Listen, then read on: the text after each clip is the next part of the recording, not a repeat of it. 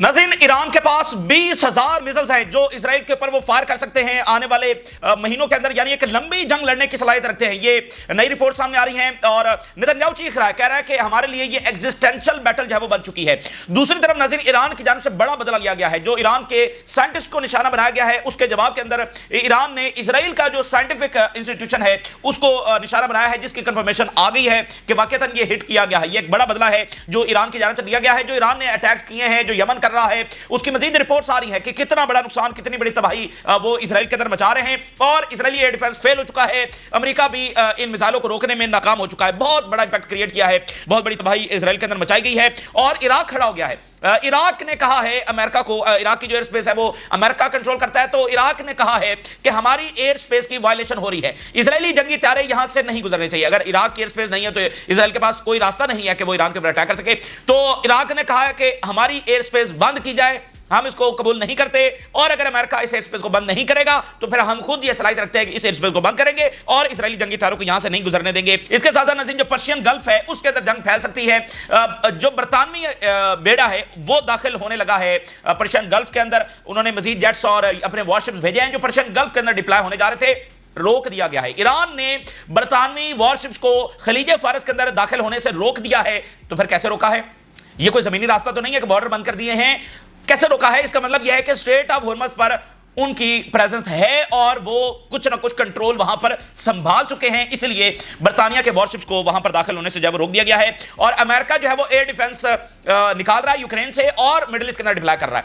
तो यूरोप के हाथों से यूक्रेन भी जा रहा है और जिसको बचाने के लिए वो मिडिल ईस्ट आ रहे हैं वो भी बचने वाला नहीं है। गैर मामूली डेवलपमेंट्स हो रही हैं, आपके सामने रखेंगे। नाज़रीन, बाजी पलट गई है, बिल्कुल पासा इस वक्त पलट गया है और ये जंग जो है वो इसराइल को महंगी पड़ती हुई नजर आ रही है। भरपूर सपोर्ट का ऐलान कर दिया गया है ईरान के लिए।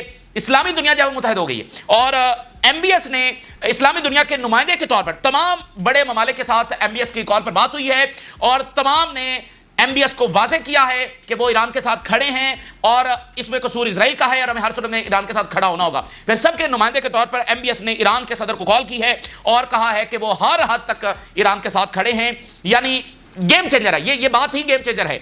रीजन का ईरान के साथ खड़े होना यही गेम चेंजर है। सद्दाम हुसैन, मुअम्मर कज़ाफी, बशार अल असद, ये सब आइसोलेशन के अंदर थे। ईरान आइसोलेशन के अंदर नहीं है, ये सबसे बड़ी गेम चेंजर है। चीन ने भी वहां से स्टेटमेंट आ गया। चीन ने ईरान के इकदाम को सेल्फ डिफेंस डिक्लेयर कर दिया है।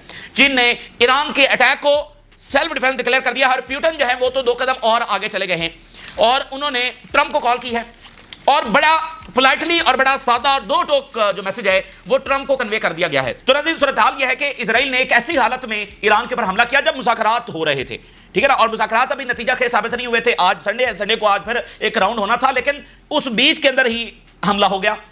अच्छा, जब हमला हो गया तो पहले 24 घंटे जो भी हम भी इंतजार कर रहे थे और आपके साथ शेयर कर रहे थे, देखना यह था कि ईरान क्या कैपेबिलिटी शो करता है, ईरान कितनी सलाहियत रखता है। फिर देखना यह था कि रीजन किसके साथ खड़ा होता है।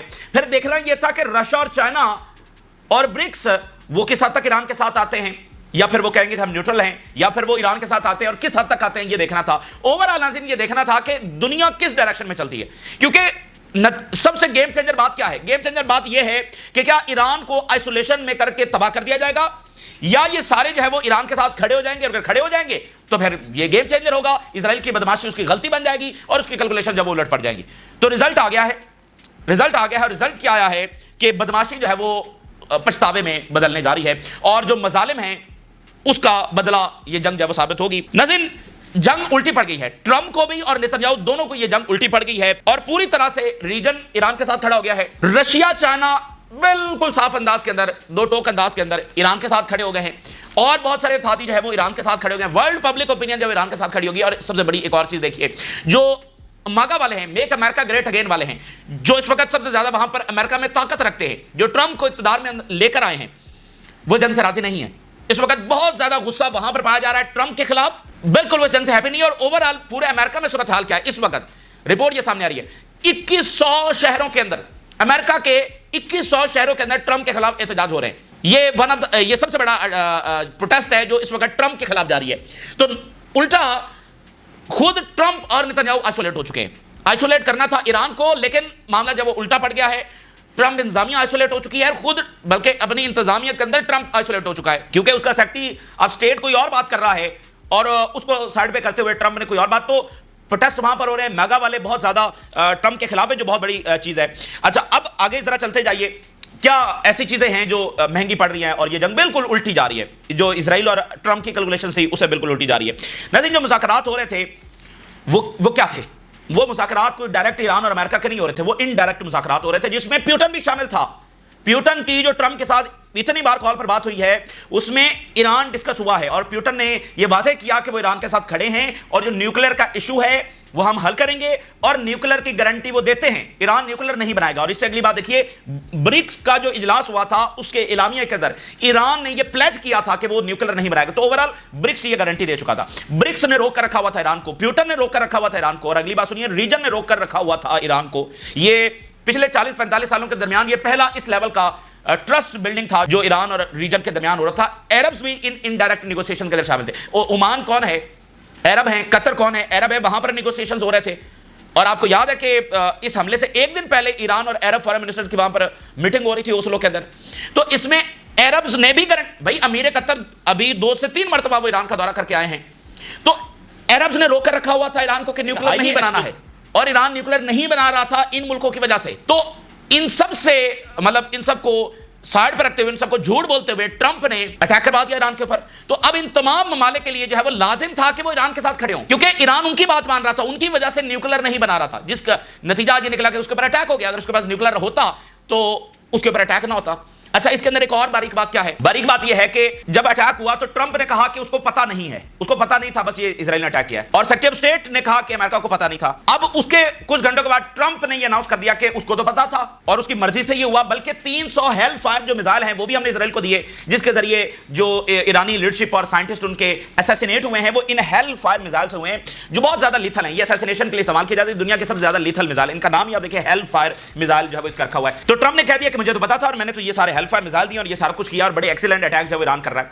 अच्छा, अब आगे चलते जाइए। पहले इजराइल ने कहा कि वो न्यूक्लियर को सिर्फ तबाह करना चाहता है, फिर नेतन्याहू ने अनाउंस कर दिया कि वो तो रिजीम चेंज चाहता है। अच्छा, अब रिजीम चेंज का क्या मतलब है? रिजीम चेंज का मतलब यह है कि खाना जंगी, और खाना जंगी का मतलब यह है कि रीजनल सिक्योरिटी तबाह हो गई। रीजन जो है वो जंग की भाई एक खाना जंगी, सामने कतर है, सामने यूएई है, सामने सऊदी अरेबिया है, ऊपर टर्की है, इधर इराक है। तो ईरान में खाना जंगी वो ईरान में तो नहीं रहेगी, वो तो पूरे रीजन की सिक्योरिटी को मुतासर करेगी। तो पहली बात यह है कि ट्रंप ने झूठ बोला।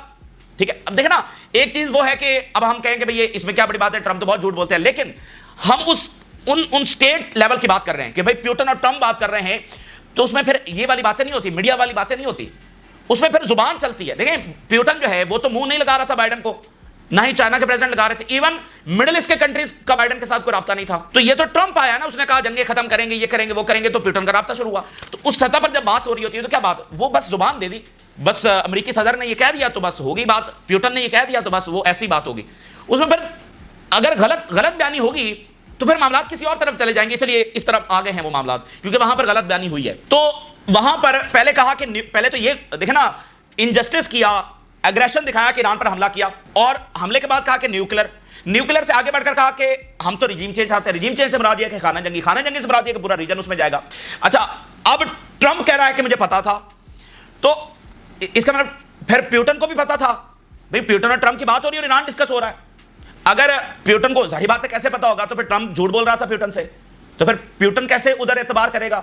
और फिर उसको ईरान को प्यूटन रोक कर रखा हुआ है, और रीजन अगर वो कहते हैं कि हाँ हमें भी पता था, तो इसका मतलब वो तो ईरान के खिलाफ जंग में शामिल हो गए। तो फिर वो जो उन्होंने बिट्रेल किया है, तो फिर ईरान के लेजिटिमेट टारगेट्स हैं कि वो बेसिस को निशाना बनाए, तो रीजन को भी नहीं पता था। तो फिर रीजन ट्रंप से कह रहा है कि आप हमें कह रहे थे कि ईरान को रोक के रखो, और मेरे कतर 3 दफा दौरा करके आ गए, तो अब आपने क्या किया? तो इस वजह से ये लाजिम मलजूम हो गया, और 24-48 घंटे में यही हो रहा था कि किस डायरेक्शन में जाना है, कौन किसके साथ खड़ा होगा, होना क्या है। तो वो ये रिजल्ट है, ये गेम चेंजर रिजल्ट है। एक तो ये ना कि हमले हो रहे हैं, ये वो जो रियासतों की सतह के ऊपर बात हो रही है, जो पोजीशनिंग हो रही है, कौन किसके साथ खड़ा है, और यही गेम चेंजर है। पोजीशनिंग ही गेम चेंजर है कि अगर ईरान आइसोलेट होता है तो ईरान के लिए मसाइल ज्यादा हैं। अगर ईरान के साथ सब खड़े हो गए हैं, सद्दाम हुसैन, कज़ाफी, ये आइसोलेशन के अंदर थे। ठीक है, तो अब मैं हेडलाइंस आपके सामने रखता हूं। अब इस तनाजुर के अंदर बातें हो रही, इस तनाजुर के अंदर राब्ते हो रहे हैं, इस तनाजुर के अंदर सब ईरान के साथ खड़े हो गए। ये बात समझाना आपको जरूरी थी। पहली कॉल हुई प्यूटन की ट्रंप को, और इसी तनाजुर के अंदर हुई कि ट्रंप साहब बताइए, आप तो कह रहे थे कि, और मैं आपको गारंटीज दे रहा था कि न्यूक्लियर नहीं बनेगा, और प्लेज किया हुआ ईरान ने, तो फिर ये हमला क्यों कर किया गया? प्यूटन चूंकि एक वैसे भी वो एजेंट भी रहे, स्पाई भी रहे, बड़ा पोलाइटली उन्होंने ट्रंप को ये बात कन्वे की कि मैं ईरान के साथ खड़ा हूं। ये जो रशिया से बात सामने आ रही है बड़ी गैर मामूली है, और ये जो चाइना के सदर हैं, ये प्यूटन है या बाकी हुक्मरान हैं, बस इतनी बात होती है, बस कह दिया इस अंदाज के अंदर तो पता चल गया कि वो आगे क्या करने जा रहे हैं। Putin told Trump he condemn Israeli military operation against Iran. Trump कह रहा है एक्सीलेंट अटैक्स, प्यूटन कह रहा है आई कंडेम। तो बात तो ना बनी, प्यूटन तो फिर ईरान के साथ जाकर खड़ा हो गया। तो प्यूटन ने जो मैसेज कन्वे किया है, stop the war, stop Israel, ठीक है, और अगर नहीं करते तो आई कंडेम। मतलब क्या हुआ कि फिर हम ईरान के साथ खड़े हैं और फिर तुम भी आ जाओ और इजराइल भी आ जाए, फिर हम देख लेंगे। इसका मतलब यही होता है, और ये बात कन्वे कर दी गई है ट्रंप को। ये कॉल्स हुई हैं अभी, और बिल्कुल सादा अल्फाज में कि हमने गारंटीज दी थी, हमने ईरान को रोका था और आपने जुबान दी थी, इसका मतलब आप मुझसे झूठ बोल रहे थे। तो फिर ठीक है, हम कंडेम करते हैं और हम ईरान के साथ खड़े हैं, आ जाए, फिर वहीं पर जब हिसाब किताब हो जाएगा। और अब आप देखें कि अमेरिका के अंदर सारी पार्टीज जब इस कॉन्फ्लिक्ट के अंदर इंगेज हो रही हैं। और जरा हेडलाइन देखिए, वॉर विद ईरान में drag US into world war 3, farmer pentagon officials. देखें मामलात किस तरफ जा रहे हैं, सारी पार्टीज इन्वॉल्व हो गई हैं। तो अगर अमेरिका इस जंग को नहीं रोकता तो पेंटागन ऑफिशियल्स क्या कह रहे हैं, ये हमें इजराइल जो है वो आलमी जंग के अंदर ले जाएगा। और आलमी जंग किससे मुराद फिर क्या होगी?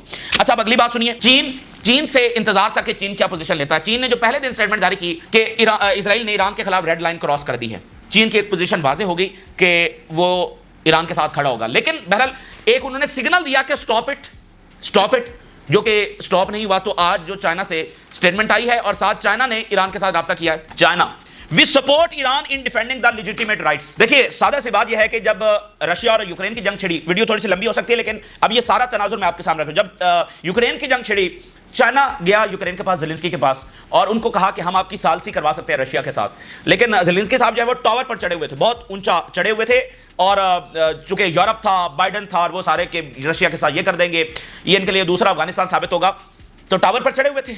चीन की बात को उन्होंने फजूल समझा। आज आप जरा देखिए ज़ेलेंस्की का हशर क्या हो चुका है और यूक्रेन का हशर क्या हो चुका है। और अभी ज़ेलेंस्की वहां से पुकार रहे हैं कि दुनिया वालों हम मुझे ना बोलना, और वो वहां से एयर डिफेंस निकालकर मिडिल ईस्ट लेकर, ये ज़ेलेंस्की का हाल हो चुका है और ये यूक्रेन का हाल हो चुका है। तो चाइना, रशिया, ये लोग, ये मुल्क जो है वो कैसे ऑपरेट करते हैं, ये एक सिग्नल भेजते हैं, स्टॉप इट, ये हम आपकी सालसी करवाने के लिए तैयार हैं। जब नहीं होती तो फिर बस वो मैदान में होते हैं और मुख्तलिफ अंदाज के अंदर होते हैं।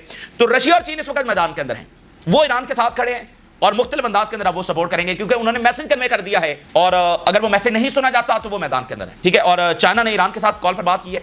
इससे पहले जब एक बार हमला होने जा रहा था तो चाइना ने ईरान को कॉल की थी और उन्होंने कहा था कि आप जिस भी तरह का हमला इजराइल के ऊपर करेंगे हम आपके साथ होंगे। हम आपसे ये नहीं कहते कि आप इजराइल के ऊपर लिमिटेड अटैक करें, हम आपके साथ होंगे। ये कई महीने पहले की बात है जब उस वक्त बहुत ज्यादा कशीदगी हुई थी।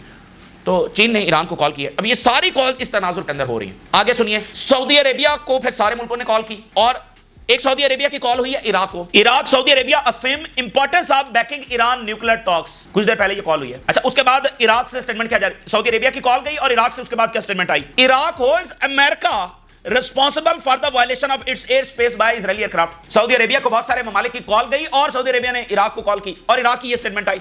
इराक अमेरिका को कह रहा है ये इजरायली जहाजों को हम यहां से नहीं गुजरने देंगे, हमारी एयर स्पेस प्रोटेक्ट की जाए, जो कि अमेरिका कंट्रोल करता है। तो अगर नहीं करते तो फिर हम खुद करेंगे। मतलब इराक ये अमेरिका के खिलाफ स्टेटमेंट दे रहा है, यानी इराक ईरान के साथ खड़ा हो गया, ठीक है ना। एक है वो मिलिट्री जंग जो जारी है और जारी रहेगी जब तक भी रहती है, वो एक अलग है, वो असले आएगा। ये वो सारी पोजीशनिंग है कि कौन किसके साथ। कोई अमेरिका और इजराइल के साथ इस वक्त खड़ा नहीं हो रहा है। उर्दुगान का बड़ा अहम किरदार रहा है। उर्दुगान काफी मुतहरिक है। उर्दुगान ने कॉल की है एमबीएस को और बिल्कुल वाज़ेह अंदाज के अंदर बताया है कि हमें ईरान के साथ खड़ा होना है। जरा उनकी स्टेटमेंट देखिए। Erdogan tells Saudi crown prince that Israel pose the biggest threat to regional stability. देखें, इत्तेफाक ये है कि जो भी रीजनल स्टेबिलिटी के खिलाफ होगा उसके खिलाफ जंग होगी, उसको हर सूरत में रोका जाएगा। और ये इत्तेफाक था अमेरिका, इजराइल और मिडिल ईस्ट का कि ईरान रीजनल स्टेबिलिटी के लिए खतरा है। यही टर्की है जिनके फॉरेन मिनिस्टर ने कुछ महीने कबल ये इंटरव्यू दिया था कि ईरान इस रीजन की सबसे बड़ी डिस्टेबलाइजिंग फोर्स है। अभी कुछ महीने पहले का इंटरव्यू है। आज उर्दुगान एमबीएस को कॉल करके क्या कह रहे हैं कि इजराइल रीजनल स्टेबिलिटी के लिए सबसे बड़ा खतरा है। तो ये चीजें बदल गई हैं, यानी इजराइल गलती कर बैठा है, जो रही सही कसर थी वो भी निकल गई है। तो उर्दुगान ने एमबीएस को वाज़ेह कहा कि इजराइल ने जुल्म किया है, इजराइल की ज्यादती है, ईरान ने हमारी बात मानी, उसने न्यूक्लियर नहीं बनाया, वो हमारे साथ इंगेज करता रहा, आज उसके ऊपर अटैक हो गया, तो इजराइल जिम्मेदार है और हमें ईरान के साथ खड़े होना है। फिर उर्दुगान की कॉल पर बात हुई पाकिस्तान से, द ओनली न्यूक्लियर कंट्री, ठीक है, इस्लामिक कंट्री ओनली, पाकिस्तान के साथ उर्दुगान की बात हुई और उसके बाद उर्दुगान ने ईरान के सदर को भी कॉल की और वहां पर उन्होंने एक हाई लेवल की सिक्योरिटी मीटिंग वहां पर अंकारा के अंदर की है और ईरानियन काउंटर पार्ट को उन्होंने कॉल की और कहा, कंडेम किया इजरायली अटैक्स को और कहा कि पूरी तरह साथ खड़े हैं। ये बस इतनी स्टेटमेंट्स आ रही हैं, कंडेम कर रहे हैं साथ। पीछे बैकग्राउंड ये है, ये पोजीशनिंग है कि कौन किसके साथ खड़ा है। अच्छा, इसके बाद एमबीएस ने यूरोप को कॉल की, ब्रिटानिया के साथ राब्ता हुआ, मैक्रोन के साथ राब्ता हुआ, इटली के साथ राब्ता हुआ, इसी तरह यूएई के राब्ते हुए और उसके बाद मैक्रोन ने ईरानी प्रेसिडेंट को कॉल की है। देखिए, जब सद्दाम हुसैन के ऊपर अटैक हो रहा था, क्या इस तरह से राब्ते हो रहे थे? क्या इस तरह से कंडेम किया जा रहा था अमेरिका को या उस वक्त इधर राब्ते हो रहे थे? और मैक्रोन ईरानी प्रेसिडेंट को कॉल कर रहा है, ये सऊदी अरेबिया और यूएई से पहले उधर राब्ते हुए। इस सब के बाद एमबीएस ने ईरानी सदर को कुछ देर पहले जब वो कॉल की है और जरा स्टेटमेंट देखिए, ये लुबे लुबाब है जो 20 मिनट की गुफ्तगू मैंने आपके सामने रखी है। MBS says Islamic world backs Iran in call with position. इस्लामी दुनिया ईरान के साथ खड़ी है। वो जो भी उस वक्त बैकग्राउंड था, लेकिन सद्दाम हुसैन आइसोलेटेड था। ये मैं बार बार आपके सामने बात रहा करूं कि ये गेम चेंजर है। एमबीएस सेज टू ईरानी प्रेसिडेंट इस टाइम में जब अमेरिका के साथ जंग होने जा रही है और जब अमेरिकी सदर कह रहा है कि एक्सीलेंट अटैक्स हो रहे हैं और मेरी मर्जी से हो रहे हैं, एमबीएस कॉल्स ईरान प्रेसिडेंट और सेज कि इस्लामी दुनिया आपके साथ खड़ी है। ठीक है, ईरान की मिसाइल कैपेबिलिटी क्या है वो आपने देख ली। इसके साथ ये जो असल चीज है वो भी अब आपने देख ली है। चीनी मिसाइल भी चलते हुए नजर आएंगे, रशियंस भी नजर आएंगे और कोरियंस भी आपको नजर आएंगे और बाकी ये पोजीशनिंग मिडिल ईस्ट के अंदर आपके सामने है। आलमी जंग होगी तो मुझे नहीं पता कि उसका रिजल्ट क्या निकलेगा, कौन सर्वाइव करेगा कौन नहीं करेगा। वो तो एक न्यूक्लियर वॉर होगी, उसका मुझे पता नहीं और ना ही कोई बता सकता है उसका नतीजा क्या होगा। ये जो जंग हो रही है इसमें इजराइल गलती कर बैठा है। अब जरा अमेरिका के अंदर देखिए क्या हो रहा है। Drop Israel, how military escalation with Iran divides Trump base. Trump के जो करीबी तरीन लोग हैं, मागा के जो पिलर हैं, ट्रम्प के खिलाफ हो गए। अब ये रिपोर्ट मैं आपके सामने रख रहा हूं। Several right wing commentators and politicians in the United States are questioning the Israeli attack on Iran. क्या जब इराक पर हमला हो रहा था तभी यही हो रहा था अमेरिका के अंदर? And warning president Donald Trump. किसको वार्न कर रहे हैं? अमेरिकी सदर ट्रंप को। क्योंकि मामला कहां से खराब हुआ? देखिए, वहां पर डिबेट क्या होती है कि नेतन्याहू अमेरिकी सदर को बेवकूफ बना रहा है, अमेरिकी सदर को बेवकूफ बना रहा है और देखिए ट्रंप तो पीस चाहता है लेकिन नेतन्याहू उसके साथ खेल रहा है। और अब ये जो आप देखिए इसने अटैक कर दिया है, ये अमेरिका को ड्रैग करना चाहता है। इस एंगल से वहां पर बात होती है। जब ट्रंप ने कह दिया कि मुझे तो पता था और मेरी मर्जी से हुआ है और एक्सीलेंट अटैक से इजराइल कर रहा है, तो उसके बाद जो मागा वाले हैं जो ट्रंप को लेकर आए हैं जंगे रोकने के लिए, उधर माहौल खराब हो गया। Against being drag into a war that does not serve US interest. अगर अमेरिका इस जंग में आएगा, आप देखेगा, दुनिया देखेगी कि ये इस एम्पायर की आखिरी जंग होगी। अगेन न्यूक्लियर होगी तो कुछ कह नहीं सकते, लेकिन अगर वो न्यूक्लियर जंग ना हुई और कन्वेंशनल वॉर ही रही तो वो अमेरिकन एम्पायर का खात्मा होगा। न्यूक्लियर होगी तो पता नहीं कौन बचेगा कौन नहीं बचेगा। ये अमेरिकी एम्पायर का खात्मा साबित होगी। मागा वाले कह रहे हैं हमारे इंटरेस्ट में नहीं है। अगली बात सुनिए, टक्कर कार्लसन अब आप जानते हैं और ये बहुत one of the top journalist हैं और ट्रंप के बहुत करीब हैं। US should not support Netanyahu's war hungry government. ये टक्कर कार्लसन के अल्फाज हैं और वो चल रहा है वहां पर, यही बात चल रही है। वॉर हंग्री नेतन्याहू की गवर्नमेंट, इसको अमेरिका को सपोर्ट नहीं करना चाहिए। If Israel wants to wage this war, अगर इजराइल को ये जंग लड़नी है, it has every right to do so, तो लड़े। It is a sovereign country, ये एक मुल्क है, ये जो इसने करना है करे। It can do at it please, इसको जैसा सही लगे ये करे, बट नॉट विद अमेरिका's बैकिंग। लेकिन अमेरिकी बैकिंग के साथ नहीं, अमेरिकी सपोर्ट के साथ नहीं। इसने जाना है, जो करना है अगले इससे निमट लेंगे। अब ईरान से क्या बात सामने आ रही है? ईरान से ये बात सामने आ रही है, ईरान ने अमेरिका को, फ्रांस को, ब्रिटानिया को कहा आप साइड पे हो जाएं। इजराइल ने हमारे पर हमला किया, हम इजराइल से निमट लेंगे, हम जितना निमट सकते हैं हम निमटेंगे, आप जरा साइड पे हो जाए। और जो एमबीएस ने भी कॉल की है ईरान को, उसमें यह बात भी डिस्कस हुई है कि डू नॉट अटैक अमेरिका।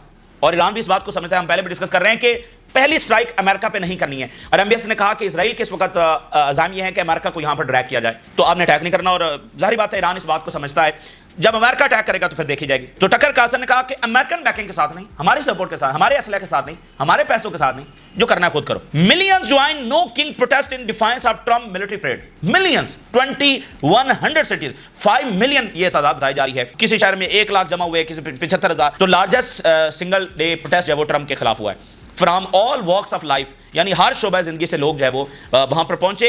इस प्रोटेस्ट के अंदर सिर्फ एक तबके के लोग नहीं थे। Demonstrations in American cities reject the policy of टायरेनी and the militarisation of the democracy in the country. ये जनाब सूरत हाल बन गई है, दुनिया किस डायरेक्शन के अंदर जा रही है। जो भी यहां पर इजराइल के साथ आएगा, अमेरिका आता है या ब्रिटानिया आता है या कोई दूसरा, अब वो वहां देखें एयर डिफेंस निकाल रहे हैं यूक्रेन से और मिडिल ईस्ट लेकर आ रहे हैं। ओ भाई, मतलब एक मगरब में फ्रंट खोल दिया यूरोप ने, अब मशरक के अंदर खोल दिया।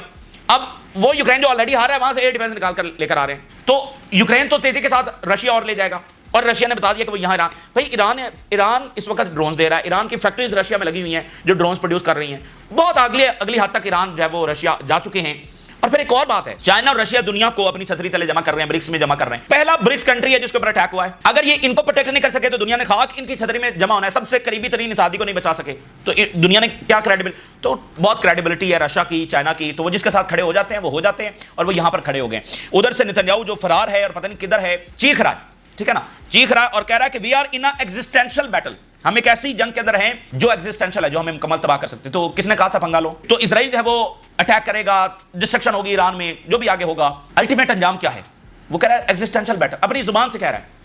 तो इसका मतलब यह है कि खतरा तो है ना उनको भी, रिजल्ट्स तो उनके कंट्रोल में नहीं है। ईरान ने जो अटैक्स किए हैं उसकी मजीद डिटेल सामने आ रही है। ईरान ने साइंटिस्ट का बदला लिया है। Iran avenge assassinated scientist strike by Weizmann Institute, ये सबसे बड़ा उनका साइंटिफिक इंस्टीट्यूट है, इसको ईरान की जानिब से निशाना बनाया गया। न्यूयॉर्क टाइम ने इसको मजीद कंफर्म किया थ्रू सैटेलाइट इमेजेस जो जारी हुई हैं, और इसको जलाकर राख कर दिया गया, डायरेक्टली इसके ऊपर जाकर मिसाइल जब टकराए। New York time verifies strike with satellite images. और इसके अलावा जो रिशोन लेजियोन जेता लवीव का एरिया है उसके बारे में बताया जा रहा है कि जो डैमेज है वर्स देन रिपोर्टेड, ये कहीं ज्यादा है जितना रिपोर्ट किया गया है। और ईरान के हेल्थ मिनिस्टर ने बताया कि हमारे यहाँ जो कैजुअलिटीज हो रही हैं उसमें मेजॉरिटी औरतों और बच्चों की है। तो ये इजरायली फौज जहां भी जाती है तो औरतें और बच्चे इसका टारगेट होते हैं। तो ये जंग इस ऑक्यूपेशन को हमेशा के लिए खत्म भी कर सकती है, इस रीजन की जो बैलेंस ऑफ पावर है उसको मुकम्मल तौर पर बदल के रख सकती है और अमेरिका को यहां से निकालने पर मजबूर कर सकती है। और ये जंग अगर ना रोकी गई तो आलमी जंग के अंदर भी तब्दील हो सकती है। जहां तक ये बात है कि ईरान तबाह हो जाएगा, यहां पर जो है वो ग्रेटर इजराइल बन जाएगा सिर्फ, ये अब बात मतलब 24-48 घंटों में ये बात वाज़ेह हो गई है कि ये नहीं होने वाला है। यानी ईरान की कैपेबिलिटी, उसका इंतजार था, वो शो हो गई। रशिया चाइना किसके साथ खड़े होंगे, शो हो गया, किस हद तक खड़े होंगे, रीजन किसके साथ खड़ा होगा, वो भी यहां पर वाज़ेह हो गया। इस वक्त सिर्फ ये है कि ईरान को फर्स्ट स्ट्राइक अमेरिका पर नहीं करनी है, जब वो करेंगे तो फिर पता चल जाएगा। तो ये इस वक्त की सूरत हाल है। तेजी के साथ डेवलपमेंट्स हो रही हैं, अभी अटैक्स हो रहे हैं, इजराइल की जानिब से बताया जा रहा है मजीद अटैक्स ईरान पर हो रहे हैं, और ईरान से आगे और यमन से भी, और हिजबुल्लाह का इंतजार है। तो ये आगे मजीद डेवलपमेंट्स आपके सामने रखेंगे। और पर्शियन गल्फ के अंदर कशीदगी हो रही है और स्ट्रेट ऑफ हॉर्मज़ पर ये सूरत हाल है। आपने राज लगा करें जी।